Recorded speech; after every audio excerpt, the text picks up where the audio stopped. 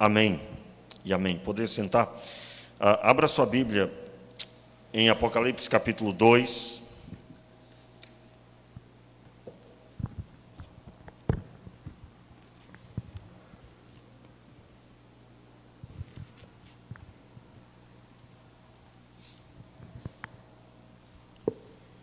Apocalipse capítulo 2, eu quero ler o trecho que está do verso 12 até o verso 17. Nós estamos já por duas mensagens ministrando sobre a igreja, carta à igreja de Pérgamo, e eu quero ainda continuar com você. Vamos então ler Apocalipse capítulo 2, versículo 12 ao 17.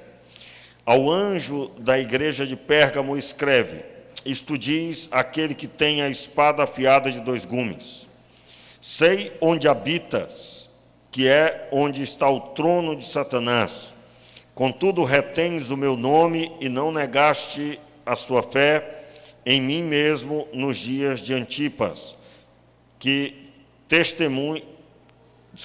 Antipas, que fiel testemunha em mim, foi morto entre vós, onde Satanás habita.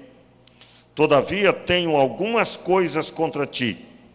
Tens aí os que seguem a doutrina de Balaão, que ensina a Balaque a lançar tropeço diante dos filhos de Israel, levando-os a comer das coisas sacrificadas aos ídolos e praticar a prostituição. Assim tens também alguns que seguem a doutrina dos nicolaítas. Verso 16, ouvindo a voz: arrepende-te, pois, senão, em breve virei a ti, e contra eles batalharei com a espada da minha boca. Quem tem ouvidos, ouça o que o Espírito diz às igrejas. Ao que vencer, darei do maná escondido.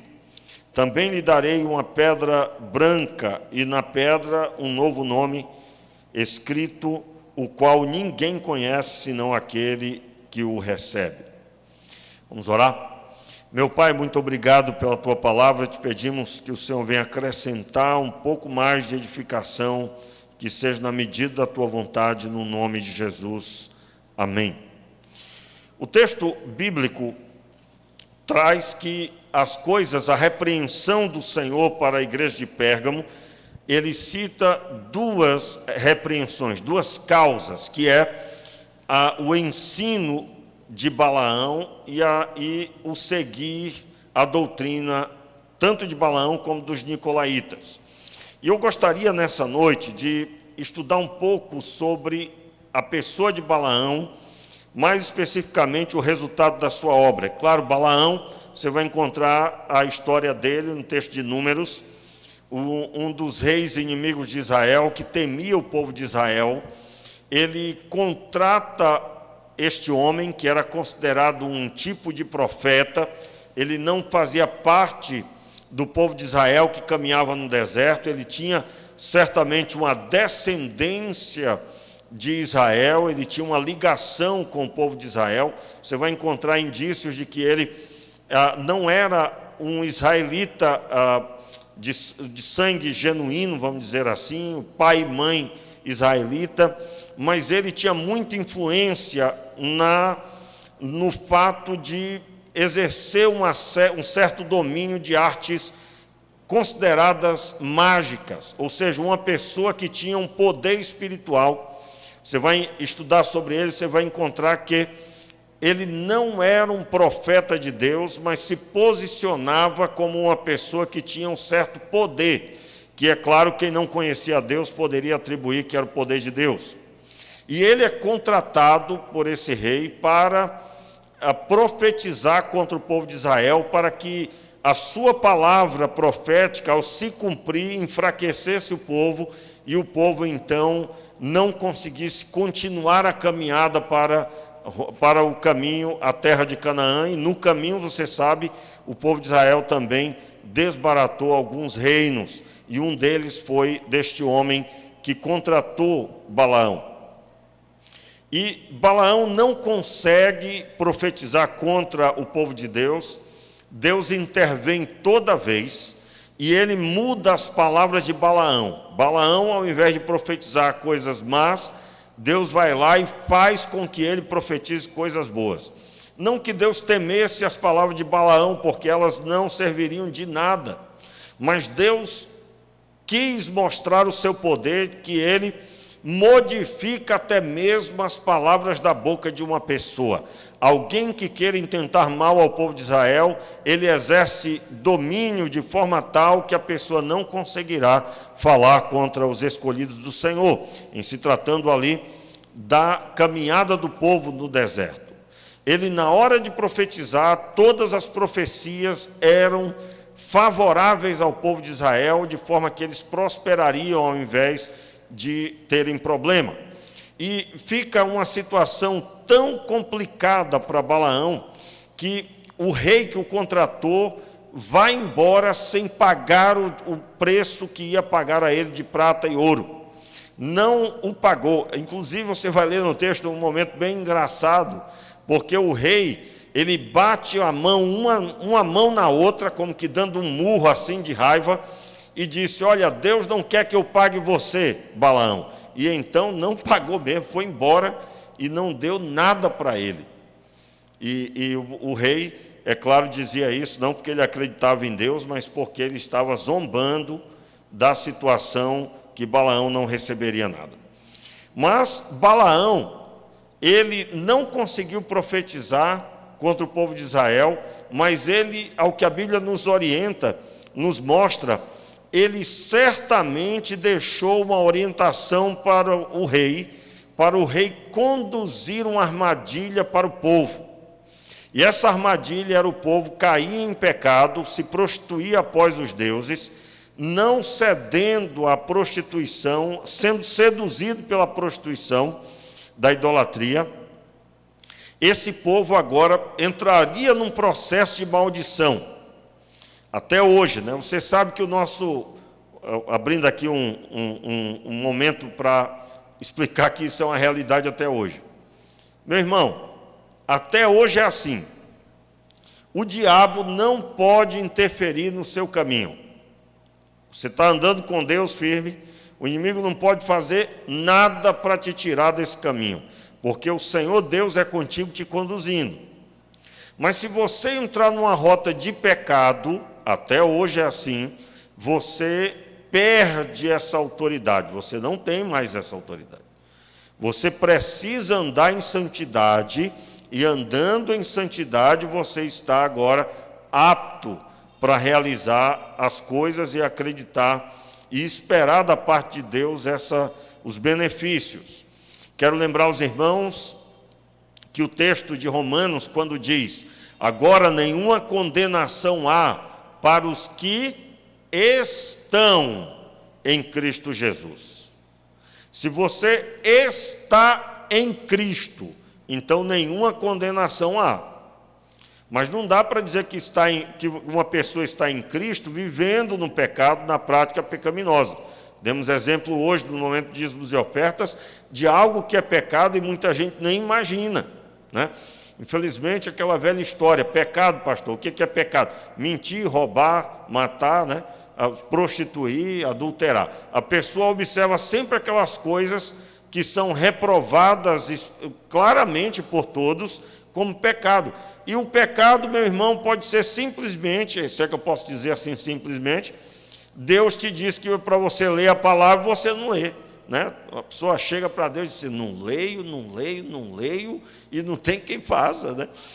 Ou seja, a dureza do coração, não é que a pessoa diz isso, mas na prática é isso que ela diz, né? Você deve cuidar melhor da sua família, aí a pessoa fica dando desculpa.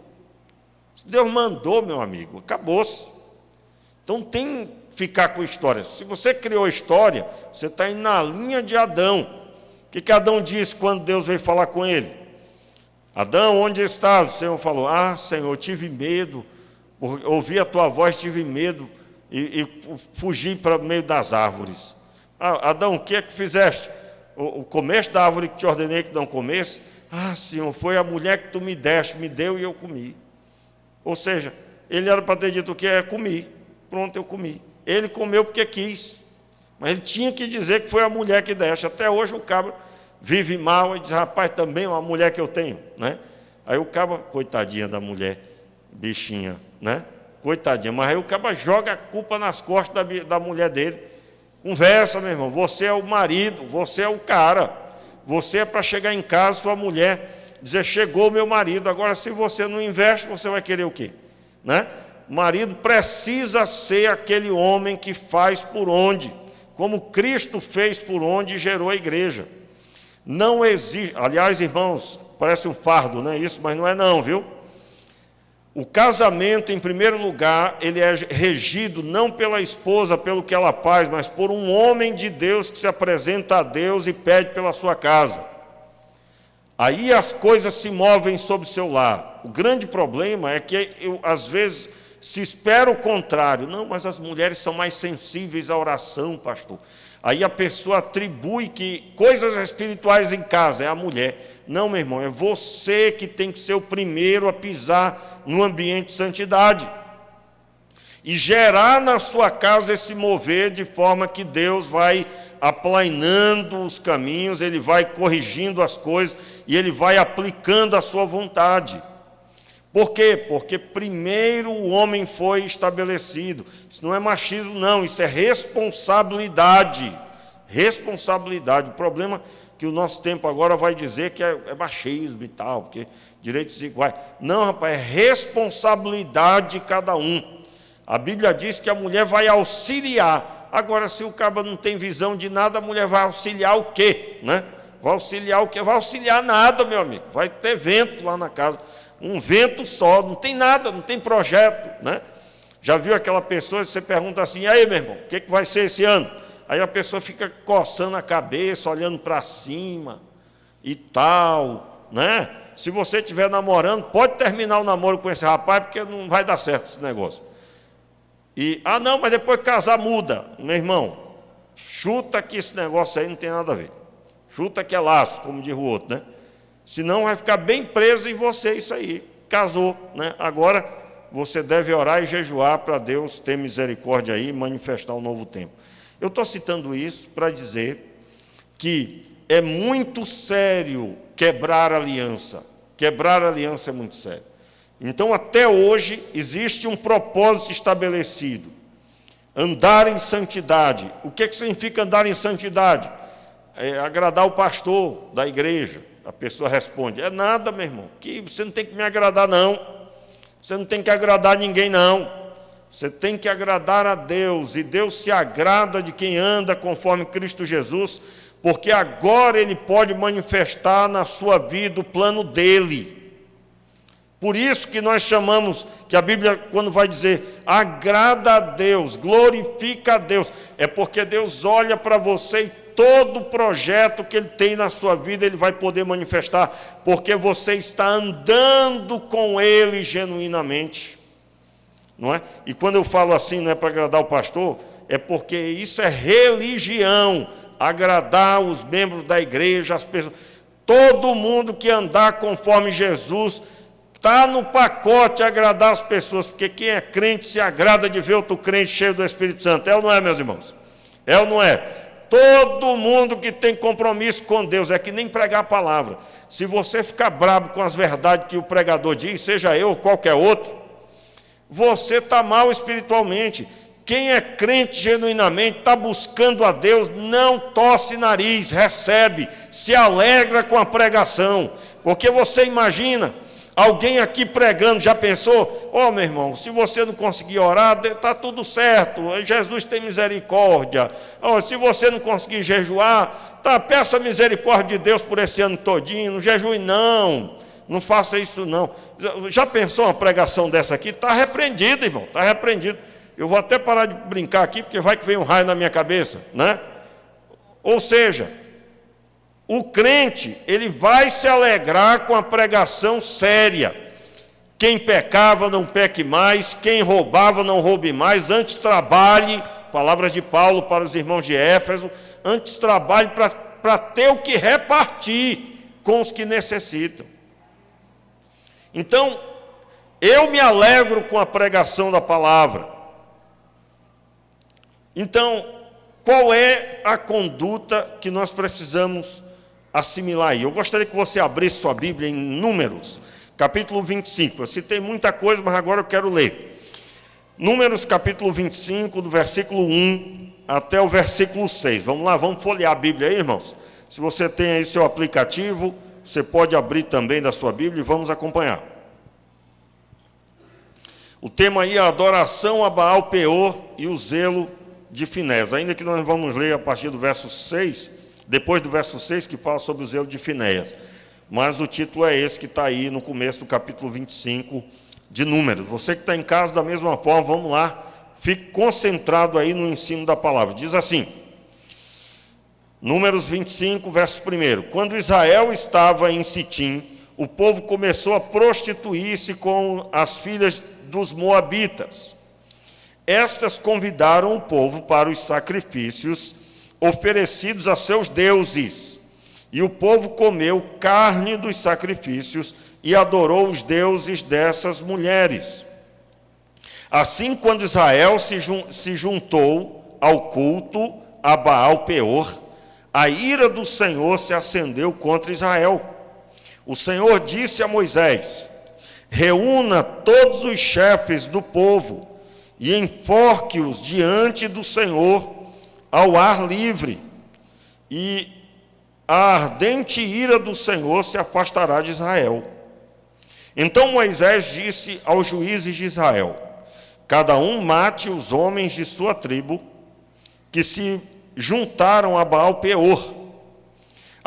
Naquele momento, eis que um homem dos filhos de Israel trouxe para a sua tenda uma mulher midianita, à vista de Moisés e de toda a congregação dos filhos de Israel, enquanto eles choravam diante da tenda do encontro. Eu quero reler o verso 6 aí, porque é de estremecer isso aqui, tá? Vamos ler? Reler aí.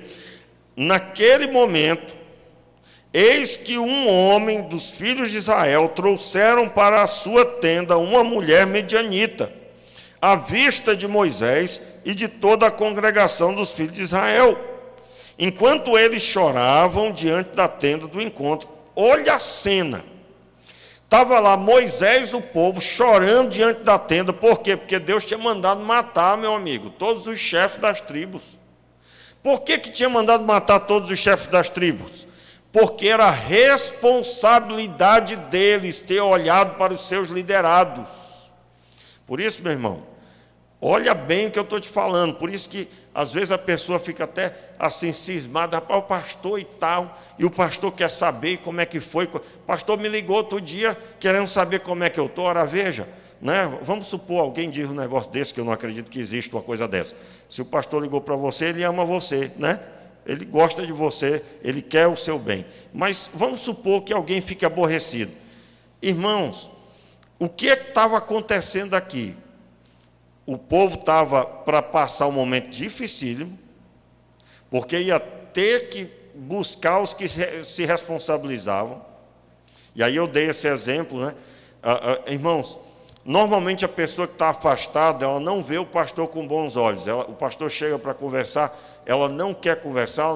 Eu tenho até um fato na hora do batismo, nós vamos viver ele de novo, mas peço a Deus que seja de todo coração abençoador. É quando a pessoa vai se batizar, ela lê aquela declaração de fé e diz assim: se por acaso me desviar, prometo ou me comprometo a receber com amor e carinho os irmãos da igreja, porque entendo que isso reflete o amor de Deus deles para comigo. Mas quando a pessoa está com o coração frio espiritualmente, desviado, gostando do pecado, gostando de tudo quanto é coisa ruim, essa pessoa ouve como uma coisa, um palavrão, falar das coisas do Senhor. Ela está fraca espiritualmente, fria espiritualmente, desejosa de fazer a sua própria vontade. Então a pessoa fica braba. Então, quantas vezes eu já procurei pessoas, eu fui maltratado, mas eu fico tranquilo da vida, porque eu sei que espiritualmente aquela pessoa não consegue compreender, mas isso não significa que eu não devo ir atrás dela. Não significa. Eu, diante de Deus, tenho uma postura X. Por quê? Porque eu fui constituído líder sobre essa pessoa. E Deus olha para mim como responsável por ela.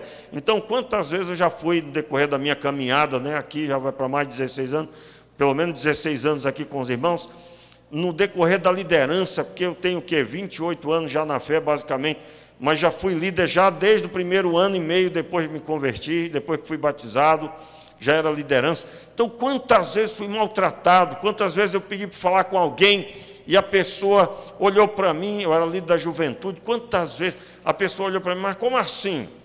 E como assim, como é que eu estou? O senhor quer saber o quê? E a pessoa cheia de conversa e tudo, mas destar, irmãos, que nós que somos líderes, nós não podemos esquecer que nós temos um compromisso com Deus. E aqui nesse texto mostra isso. Você vai pegar os líderes das tribos, vai todo mundo ser enforcado aí. Esse pessoal era para estar olhando, era para estar de olho, cuidando dos seus. E não houve essa postura, ao que tudo indica, esses líderes ficaram assistindo. Por isso, meu irmão, não há outra postura. É o que Jesus ensinou. Se você observar o seu irmão caindo em pecado, vai até ele, ajuda para que ele seja restaurado, em outras palavras. Porque é uma responsabilidade. Responsabilidade.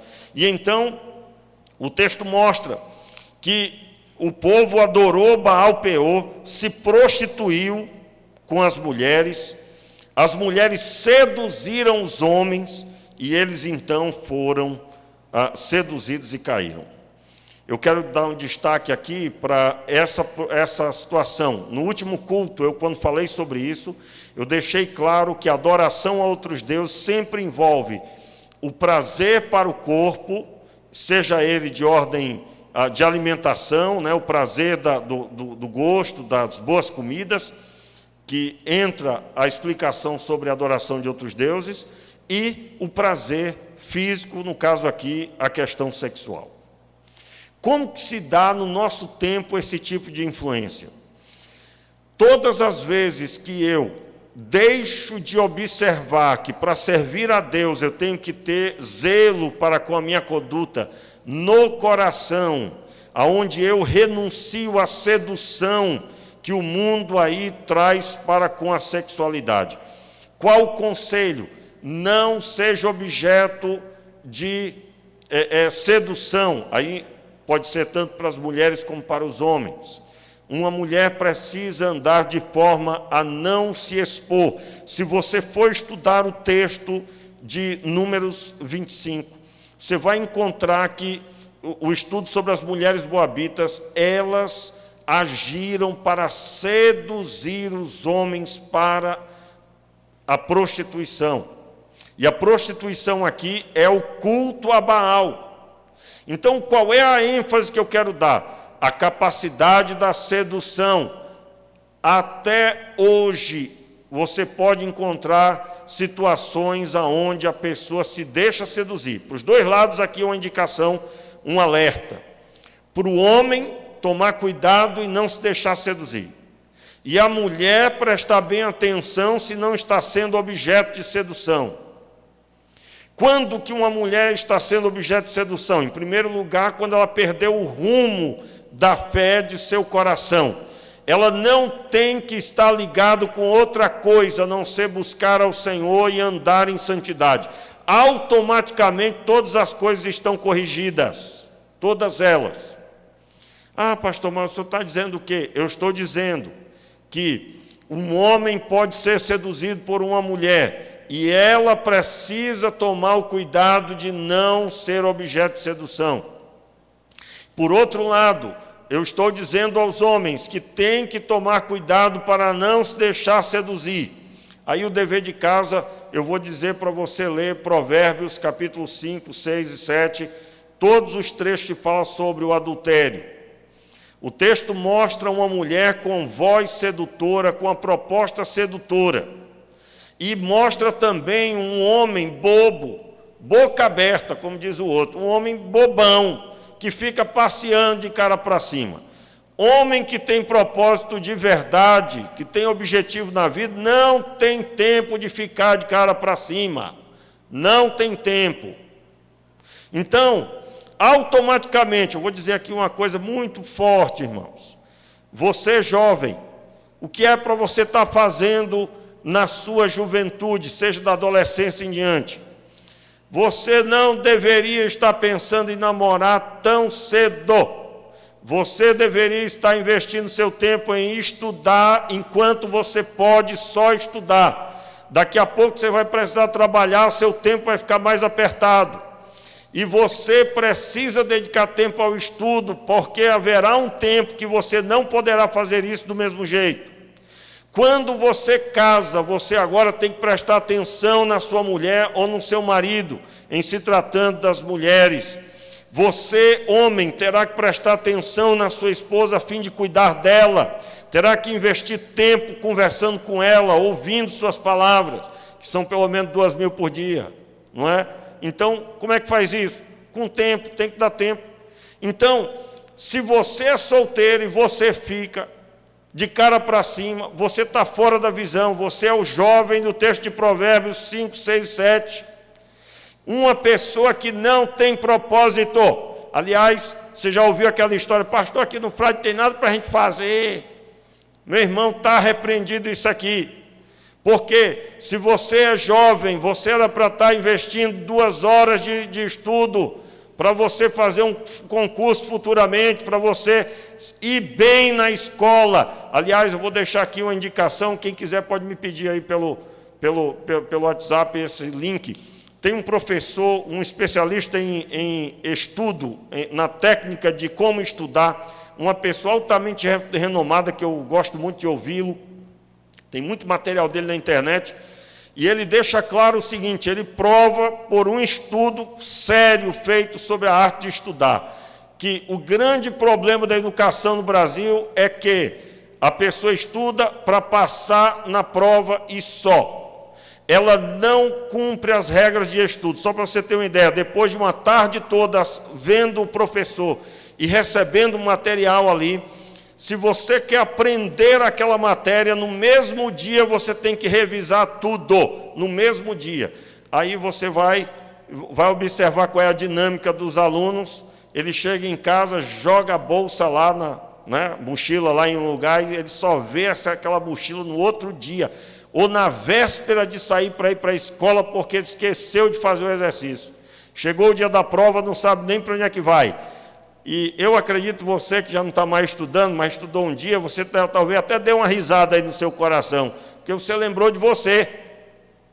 Então, a prática de aprender alguma coisa não é de ouvir o professor e esquecer para um dia que der para estudar. Tem que ser no mesmo dia a revisão. Só que aí a pessoa está cansada demais para fazer isso. E o cansaço é extremamente algo que alguém colocou na sua cabeça.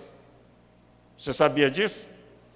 Eu quero aqui dizer para você que existe um que vai seduzir e outro que será seduzido. O primeiro passo para ser seduzido é não ter um propósito. Não ter um propósito. O que era para os homens de Israel terem feito e dito não para as mulheres moabitas? Opa! Tenho um propósito e uma aliança. Não devo me envolver com a adoração de outros deuses. Saia daqui, porque eu sou propriedade do Deus vivo. Qual é o grande problema que nós temos hoje?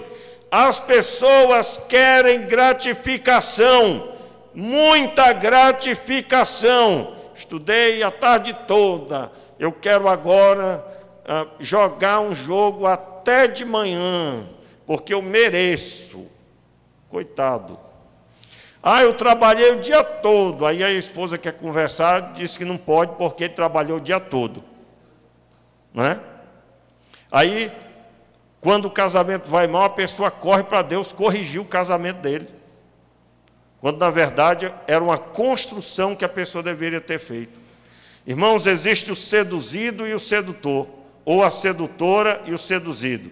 Os dois lados precisam tomar cuidado. precisam absolutamente tomar cuidado. E qual é a resolução? Aliança com Deus, propósito estabelecido. Propósito estabelecido. Quando eu falei aqui do estudo, parece que não tem nada a ver com o que eu estou falando, mas tem tudo a ver. Mentes vazias são mentes que serão conduzidas pelos outros. Mentes vazias. Então você, adolescente, aproveite aí, pegue uma visão. Eu vou estudar para o concurso tal, mas é daqui a 5 anos, mas eu vou estudar agora, vou tirar em primeiro lugar. Diga amém aí, papai. Diga amém aí, meu irmão. Meu Senhor, desse jeito não passa nem nessa porta. Não é? Eu estou falando para você que quem tem propósito, ninguém arranca para fazer outra coisa. E a grande âncora na vida de um crente é o propósito com Deus. E propósito com Deus envolve investir na vida, porque Deus quer que você seja uma pessoa bem-sucedida, feliz, abençoada, e é claro, tudo que você fizer prospere. Abra aí agora Números 31. Números 31. Olha só o que aconteceu aqui com o povo. Eles cometeram esse pecado, o povo... irmãos, desculpa, acabou que eu esqueci aqui do verso 6. Ainda no capítulo 25, no versículo 6, perdoe. Eu gostaria de observar com você a cena, e acabou que eu não observei aqui. O povo se derramando na frente da tenda, Moisés junto com o povo, não é isso que o texto diz? Então um homem ia levando uma medianita, diz assim o texto. Naquele momento, eis que um homem dos filhos de Israel trouxe para a sua tenda uma mulher medianita à vista de Moisés e de toda a congregação dos filhos de Israel, enquanto eles choravam diante da tenda do encontro. A cena foi essa, eles se derramando e o homem passando com a mulher medianita na frente. Quando eu li esse texto, que eu estava me preparando para esse momento, o que me veio ao coração foi o desrespeito aquilo que é espiritual. Veja bem, sabe o que a prostituição, o problema de ordem sexual gera no meio do povo de Deus? Desrespeito, insensibilidade. As coisas espirituais são deixadas de lado. O homem passando com a mulher para ir para a tenda dele, para eles se deitarem, e ele passou na frente de Moisés e o povo se derramando, pedindo misericórdia de Deus. Não havia respeito algum para com a pessoa de Moisés, para com a pessoa do povo e para com aquilo que eles estavam fazendo. E com isso eu estou fundamentando que a pessoa que está mal espiritualmente, ela não espere dela ela te receber bem, mas você precisa ser firmemente posicionado, quem você é, o que você crê, e que você não vai baixar a cabeça para esse tipo de coisa. Posso ouvir um amém aí, meu irmão? Então, o que aconteceu no texto seguinte? Esse rapaz com essa senhora foram mortos, quem matou eles foi Finéias. E o Senhor chegou para o povo e falou com Moisés assim, olha, Finéias é que nem eu, ele não tolera esse tipo de coisa. E aí Deus ministrou lá uma palavra sobre Finéias. É claro que nós estamos falando de um contexto de aliança do Antigo Testamento, aonde na própria aliança que Deus estabeleceu, aquele que quebrasse a aliança deveria ser morto. É esse o contexto da aliança. Quero lembrar aqui os irmãos o contexto da aliança. Como é que seria no nosso meio? No nosso meio, eu preciso repudiar essa prática. Não vai ter o meu apoio. Olha só, um princípio básico aqui. Nós sabemos que a terra, antes de Jesus voltar, ela estará que nem Sodoma e Gomorra. É ou não é verdade? A Bíblia diz isso. E será como nos dias de Noé, casavam e se davam em casamento. Nós sabemos isso. Aí outro dia a pessoa me perguntou, pastor, e nós não vamos poder impedir nada disso, né? Digo, não vamos poder impedir nada disso. Porém, tudo isso se formará porque é palavra de Deus, mas não será com o nosso apoio. O grande problema é quando tem o apoio da igreja. Ih, pastor, pode ter um apoio da igreja? Sim, meu irmão, tem um apoio da igreja quando pecados de ordem sexual são engavetados, quando o adultério é tratado como uma besteira, uma coisa qualquer, quando pessoas que estão brincando de casamento são tratadas normalmente. O que eu considero brincar de casamento? A pessoa se casa, não dá certo, e casa de novo, não dá certo, casa de novo, e aí ainda quer que o pastor faça o casamento. Eu já tive que dizer, pelo menos uma vez no ministério, eu olhei para o cabra, aí eu digo, irmão, mas aí, uma vez não, foi mais disso, foi mais do que isso, espero nunca mais ter que dizer, mas eu tive que dizer, eu digo, meu irmão, mas e aí? Vai ficar brincando de casar, como é que é essa história? Já acabou, irmão, já é. Como assim? Irmãos, nós não podemos ficar batendo palma, para maluco dançar. A igreja de Deus precisa prezar pelo casamento, pela família, e não pode ser uma contradição. Eu digo aqui para o jovenzinho, para uma menina jovem, recém-casado, olha, fiquem até a volta do Senhor. Aí chega um outro mais velho, pastor, eu estou com outra. Aí a gente fica achando isso um barato. Você sabia que isso está acontecendo muitas vezes em muitos lugares? Você sabe que, por exemplo, uma pessoa que já se separou, um pastor que se separou não deveria estar pastoreando. Ele deixou de ser exemplo dos fiéis. Pelo menos isso é o que a Bíblia nos dá entendimento. Agora você vai procurar hoje em dia, você vai encontrar pastores que estão no púlpito, em muitos lugares, até no Brasil, não estou falando aqui nada local, se tem também não estou sabendo, mas pastores que estão no terceiro casamento, eu me lembro de uma situação dessa, e a pessoa está pastoreando. Resultado de sua igreja é um ajuntamento enorme de pessoas que foram para ali e depois que foram, se separaram e já estão com outro relacionamento. Eu me lembro de um pastor que passou um tempo nos Estados Unidos, aí ele congregando na igreja que ele estava, ele notou que ali, ele passou um ano nos Estados Unidos, e ali na igreja que ele estava congregando, ele notou 2 casais se separaram.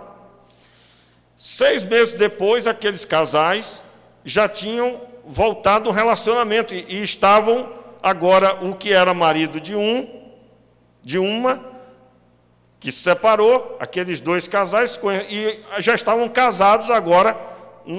Você entendeu o que eu quis dizer, né?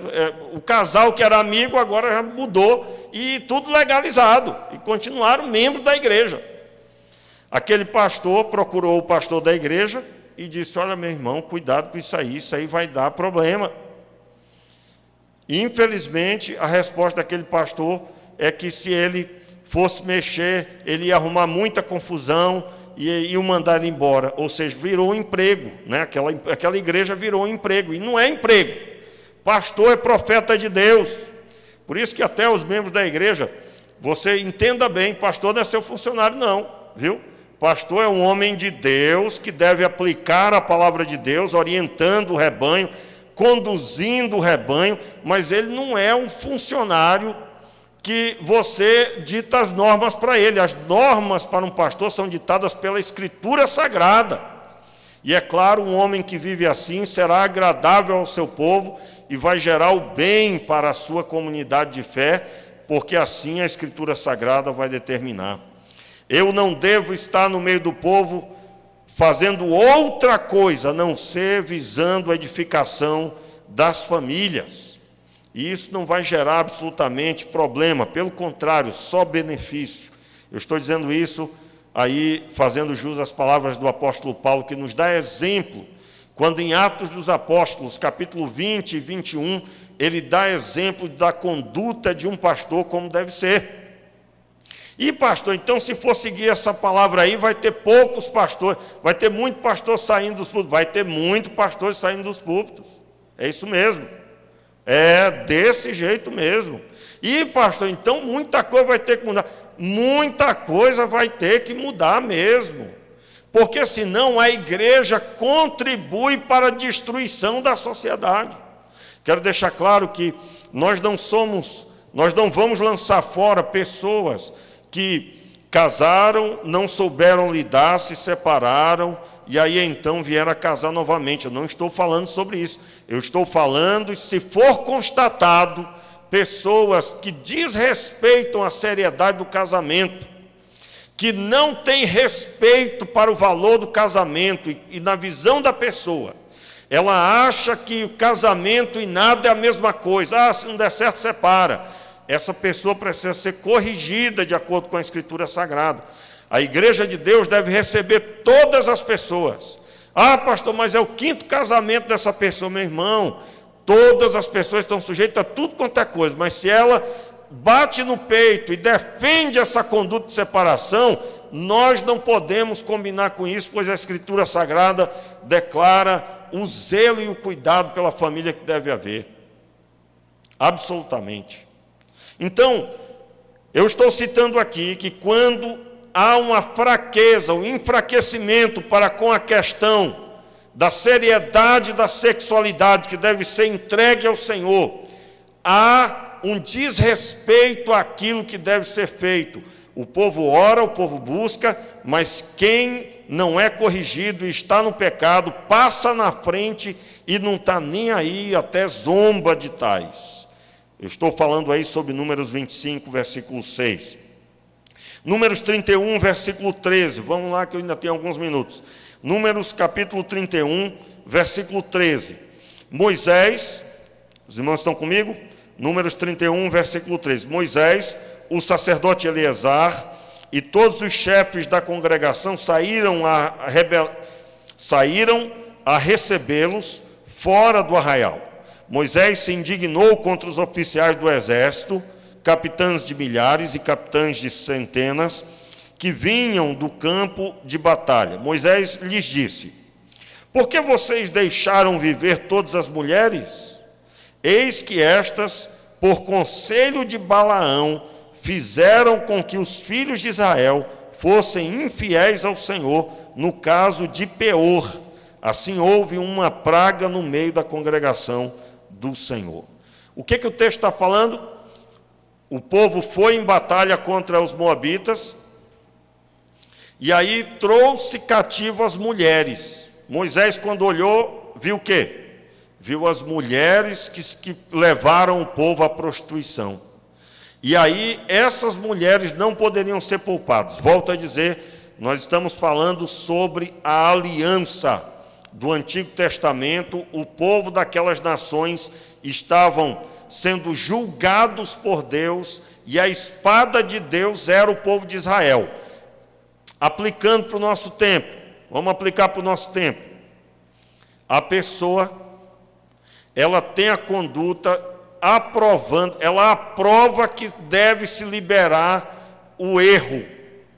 E aí a liderança olha, fica com medo e deixa passar. Preste bem atenção. Nós precisamos ser terminantemente contrários à conduta pecaminosa. E quantas pessoas, pastor? Às pessoas nós devemos o amor. Os irmãos estão entendendo? Pastor, mas o senhor não conhece essa pessoa. Essa pessoa é uma das mais pecadoras que eu conheço. Pois é, meu irmão. Ao pecado que ela comete, você reprova. Você não dá apoio. Mas a pessoa pecadora, Deus ama. Então, com essa chave exegética da conduta, você vai agora aplicar para todo o relacionamento. Lá no seu trabalho, alguém chega e conta umas peripécias lá pecaminosas. Aí você não ri, não brinca, não leva a sério, e a pessoa até fala: você não é sério, né? Não, essa prática aí gera destruição familiar, meu querido. Gera tudo quanto é choro, gera tudo quanto é dor. Essa alegria sua é uma alegria falsa. Com todo respeito, mas eu tenho um compromisso de aliança com Deus, e eu prezo pela família, mas amo extremamente você, e tenho o maior respeito por você. E vou te tratar sempre com amor e carinho. Não tem nada a ver uma coisa com a outra. O grande problema é que só a primeira parte é dita muitas vezes. Olha, vocês são os pecadores, por isso que eu não converso com vocês. Né? Vocês não valem nada, por isso que o inferno espera vocês. Olha que crente, olha que crente. Meu irmão, separe as coisas. Deixe claro para as pessoas que você não concorda com o que elas fazem, mas que você, em Cristo Jesus, ama todas elas, inclusive tem orado por elas. Diga amém aí, meu irmão, e eu recebo. A conduta cristã é que eu nunca vou me dar a misturar as coisas. Quando que eu misturo? Eu misturo o pecado que ela comete com a pessoa dela. Temos que separar.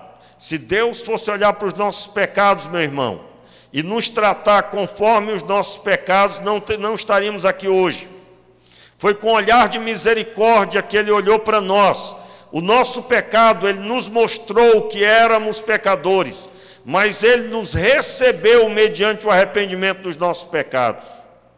Então, qual é a conduta que eu devo ter? Firmeza em declarar o que eu creio. E aí eu quero deixar claro, existe uma cultura de pecado aqui em Angra dos Reis.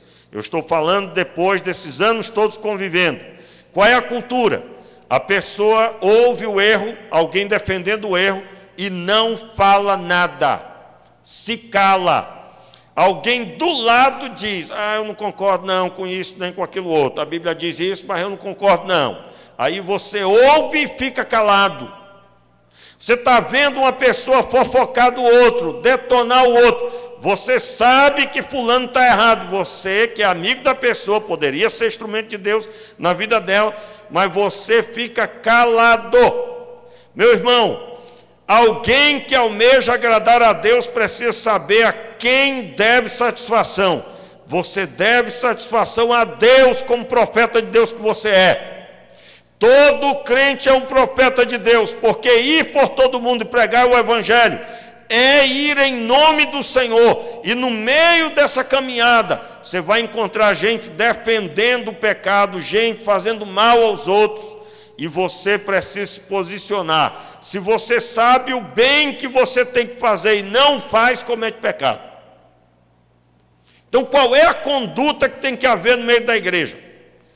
Reúna lá o seu melhor amigo que vive lhe contando coisas que não existem. Amigo de infância. E você separa, digo, fulano, se for para me contar essas peripécias suas da semana, não fale mais. Se for para a gente conversar coisa séria, beleza. Mas como assim?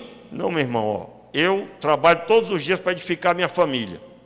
Como que eu vou ficar aqui contigo conversando esse tipo de coisa que não tem nada a ver com a minha realidade e nem deveria fazer parte da sua? Tu está feliz nessa vida?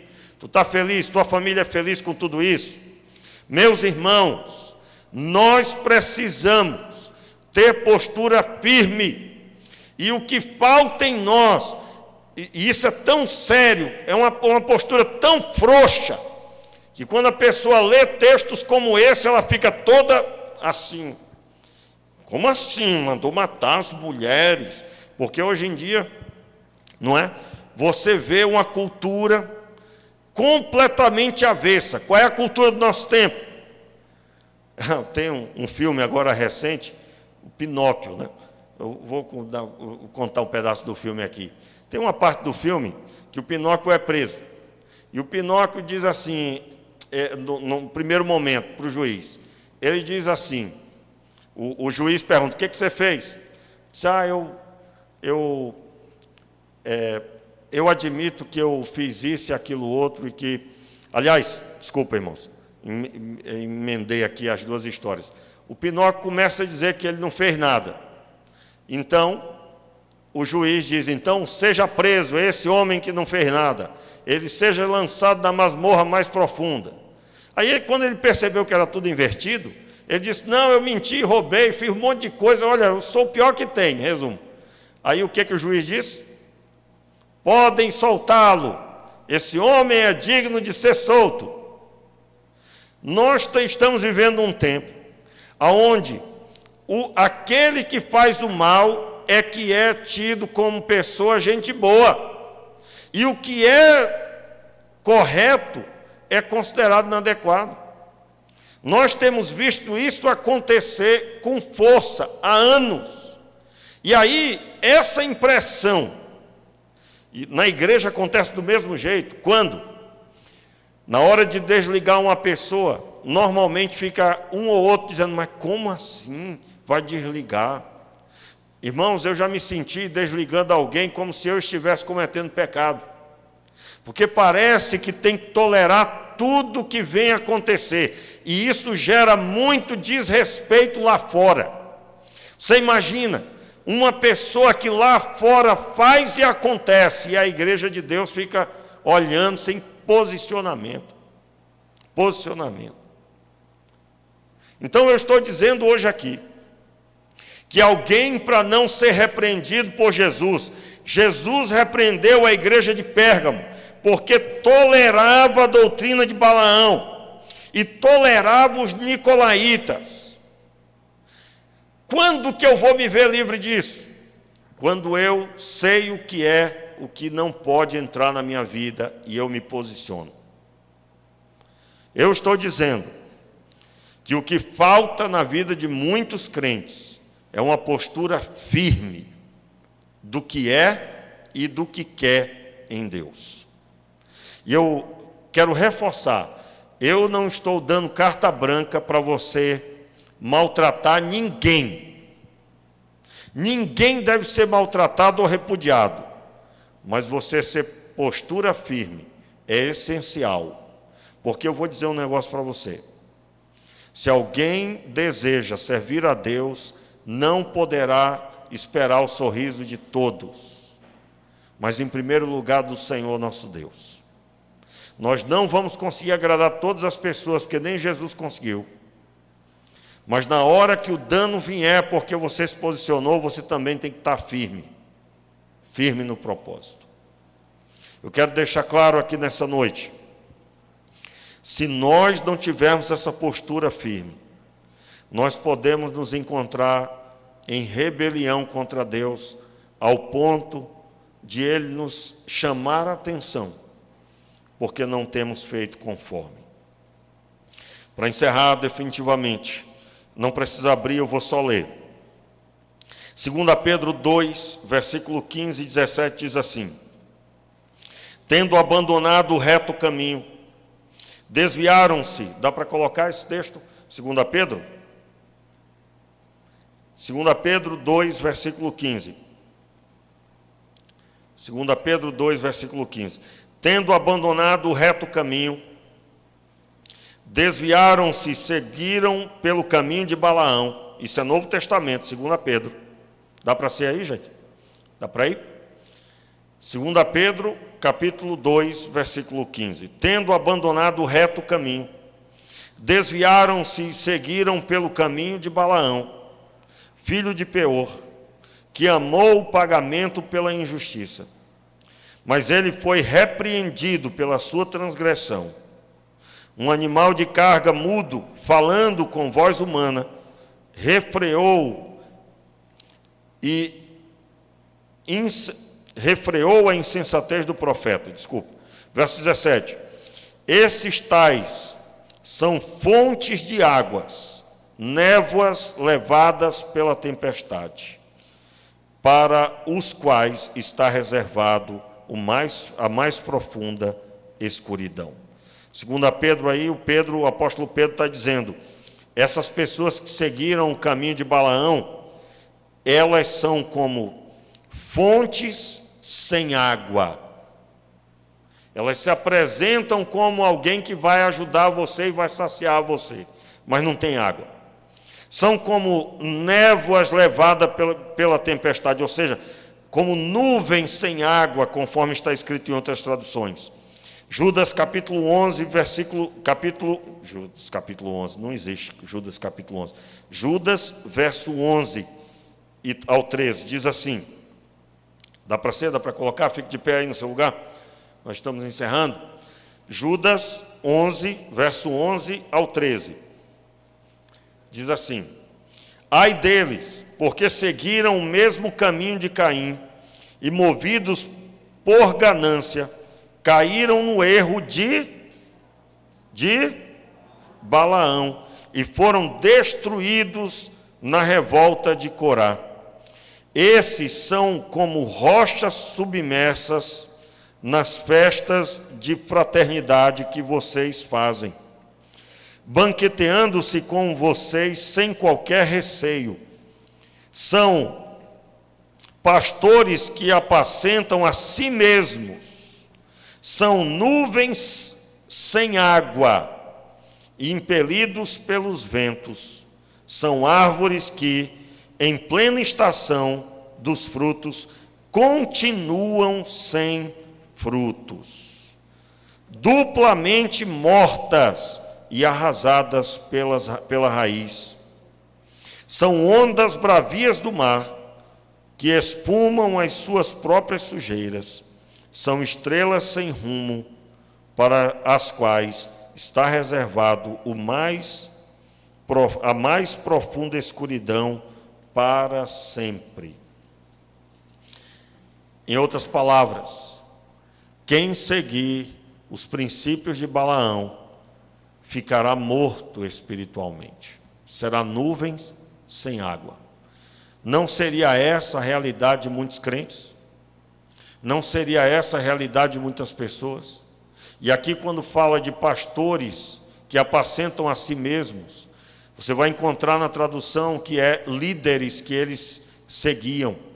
Muitas vezes, meus irmãos, o pastor das ovelhas está aqui dando duro, trabalhando arduamente, duramente trabalhando, mas a pessoa está ouvindo outros pastores que estão ensinando o caminho mais fácil, o caminho do erro. E é claro, eu não estou falando absolutamente enciumado com nada, estou falando sobre aquilo que acontece silenciosamente nos corações. Em outras palavras, entre aquele que vai dizer para você, o caminho do Senhor é estreito, a pessoa vai querer o caminho largo e espaçoso, que tem sido oferecido, às vezes, muitas vezes, em nome do Senhor, entre aspas. Não é em nome do Senhor dos Exércitos, é em nome do Senhor que a pessoa declara, mas não tem nada a ver com Deus. Que você tenha a sua consciência diante de Deus limpa e que o Senhor te encontre em santidade. Feche os seus olhos. Pai, nós estamos diante de Ti e te pedimos misericórdia. Misericórdia, Senhor, porque muitas vezes estamos como nuvens sem água, somos como uma fonte sem água, como alguém que se propõe a fazer algo, mas que não tem condição alguma. Nós pedimos, Pai, misericórdia sobre as nossas vidas. Perdoa, Senhor, o nosso pecado e que nós saibamos a quem ouvir. Saibamos a quem devemos toda a honra e toda a glória. E absolutamente venhamos a ter o posicionamento firme de lançar fora todo o ensino de Balaão, toda liderança constituída sobre o nosso coração que não é Deus. Perdoa, Senhor, perdoa as nossas vidas. Levante as suas mãos. E agora que o amor de Deus